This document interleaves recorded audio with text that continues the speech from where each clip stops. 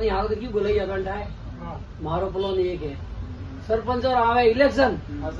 जन वास्ते डोनेशन चाहिए डोनेशन कहता रुपया चाहिए फॉर्म भरनु हमें इलेक्शन रमाए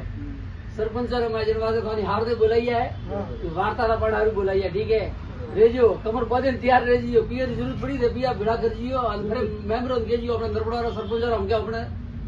सतीश कुमरे तरफ हमके प्रत्यक्ष कोई एड़ो करनो खड़ो मुंह मार वेड़ो कर दिया मारे आज नहीं की मारे धंधो कौन करिया के मोबाइल कौन बेसी तो एड़ो आदमी करना के अपने हारू कौम वेणो अब वो आदमी में ढूंढियो पोए वो आदमी एड़ो है कि घोमरे वास्ते बहुत अच्छी काम करे रही है बड़ी आदमी ने तो हमके अपने उबो करनो है आ अपने वार्तारा भले अपने ओपन बेनिफिट दिया नहीं आले ओपन तो आगे में कमाई कर्नाटक में तो है वो हारू नहीं कोई भाई जी गोम में हारे नु नहीं जाए के डूबा का गोम पड़ी है रखवा में किसट पड़ी है वो क्लियर वेणो ओपन तो कोई अपने घर कोई सरपंच बाहरी मांगवा आवे नहीं का सरपंच और अपने कोई इतनी जरूरत है नहीं लेकिन अपने गांव में मनक जाएगे